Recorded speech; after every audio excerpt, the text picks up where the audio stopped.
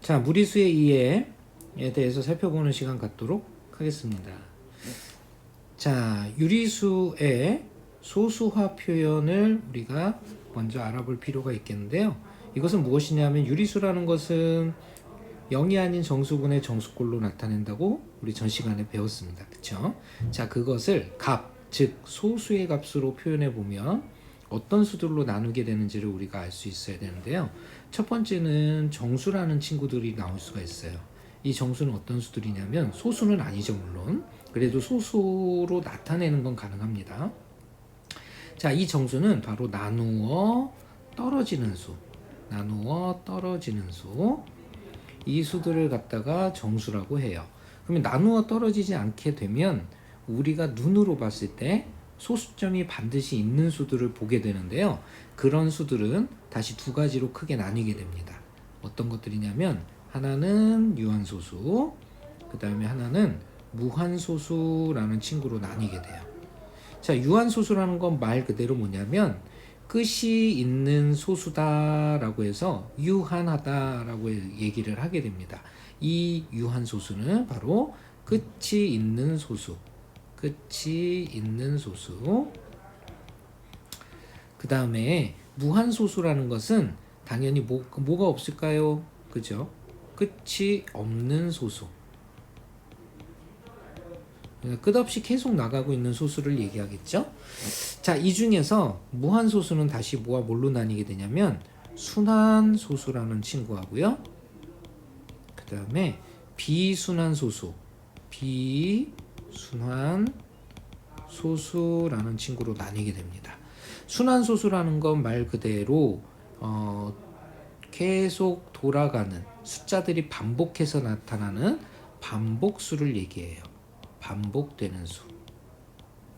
반복되는 수. 비순환 소수는 반복이 되지 않는 수들을 얘기합니다. 자, 이 중에서 우리가 유리수라는 것은 어디까지를 얘기하냐면요. 바로 여기서 뚝 잘라서 요 위에 나타나고 있는 수, 요 위에 나타나고 있는 수를 유리수라고 얘기를 하게 되고요. 그 다음에 이 비순환 소수에 해당하는 요수를 우리가 무리수라고 얘기를 하게 됩니다. 그러니까 무리수는 비순환 소수인데 비순환 소수는 이미 무한 소수였던 거죠. 그래서 무리수의 다른 이름은 뭐냐면 비순환 무한 소수다, 이렇게 부를 수가 있습니다.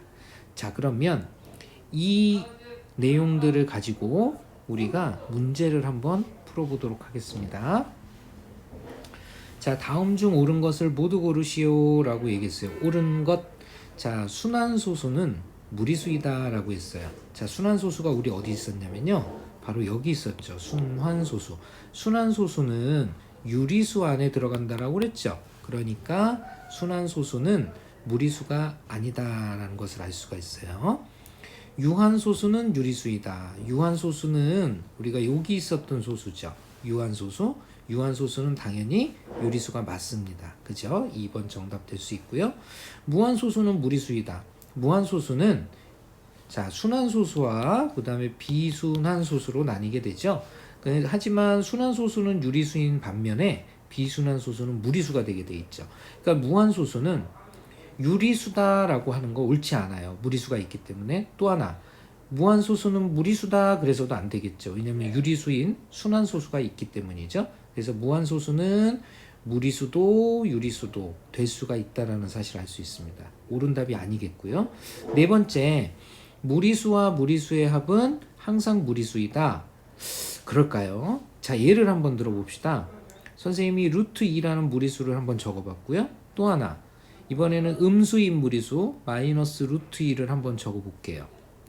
그러면 루트 2라는 무리수, 그 다음에 마이너스 루트 2도 역시 무리수, 이 둘을 한번 더해 보도록 하겠습니다. 이렇게 더하게 되면요, 이것은 루트 2에서 루트 2를 빼는 결과가 생기겠죠. 그래서 0이 된다라는 걸 알 수 있는데 이 0이라는 것은 바로 유리수가 되게 돼 있죠. 그렇죠? 그래서 무리수와 무리수의 합이 항상 무리수인 것만은 아니다. 유리수가 될 수도 있다라는 사실을 알 수가 있고요. 다섯 번째, 유리수인 무한소수가 존재한다라고 했어요. 자, 볼까요? 유리수인 무한소수 그랬어요. 무한소수는 유리수가 될 수도 있고 무리수가 될 수도 있다 그랬죠? 그러니까 유리수인 무한소수는 존재할 수 있습니다. 그러니까 5번이 정답이 되겠죠. 이렇게 해서 2번과 5번이 옳은 보기가 되겠습니다. 자, 우리 학생 여러분들 문제 한번 같이 풀어보도록 할게요. 다음 중 옳은 것을 모두 고르시오 그랬어요. 첫 번째, 무리수인 동시에 유리수인 수가 존재한다. 그렇지 않습니다. 유리수와 무리수는 둘 중에 하나로만 나타내어지는 수예요. 그러니까 이건 틀렸습니다. 두 번째, 유한소수는 무리수이다라고 얘기했는데요. 유한소수는 끝이 있는 소수이기 때문에 바로 무리수가 아닌 유리수의 범주 안에 들어가죠. 틀렸습니다.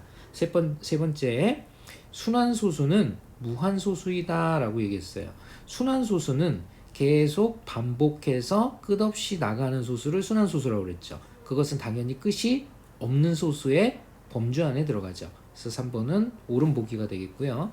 4번, 유리수는 근호를 써서 나타낸 수를 말한다? 아니죠. 근호를 써서 나타낸 수들 중에서 근호가 유지되는 수를 무리수라고 한다라고 그랬어요. 그러니까 결국은 유리수가 되기 위해선 근호가 사라지는 수, 근호 소멸수를 얘기하니까 이거 옳은 답이 될 수 없습니다. 다섯 번째, 모든 유리수는 분수로 나타내는 것이 가능하냐라고 묻고 있습니다. 맞죠? 이것도 정답이에요. 선생님, 그러면 2라는 거는 유리수인데 어떻게 분수로 나타냅니까? 이렇게 물어볼 수가 있겠죠. 자, 예를 한번 들어볼까요? 2라는 것은 자체적으로 분모에 1이 생략되어 있는 경우를 얘기해요. 그러니까 1분의 2로도 나타내는 것이 가능하고요. 자, 이것은 2분의 4, 3분의 6 얼마든지 이렇게 나타내는 것이 가능하죠. 이것들을 모두 기하분수로 바꾸면 그냥 1분의 2가 되고 그 분모의 1을 소거해줘서 분자만 나타냈을 때 우리가 2라고 나타내는 거거든요. 자, 이렇게 해서 정답은 3번과 5번이 된다는 거 알 수 있고요. 쌍둥이 문제 풀어보겠습니다. 역시 옳은 것을 고르는 문제예요.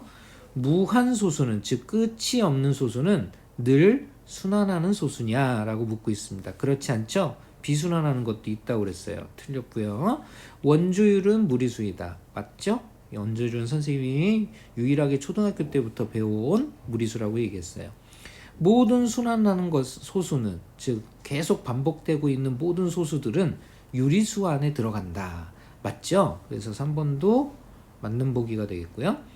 4번, 모든 무리수는 서로 대소관계를 파악할 수 있다. 즉 모든 무리수는 크고 작은 것을 알 수가 있다라고 얘기를 했습니다. 이것도 맞아요.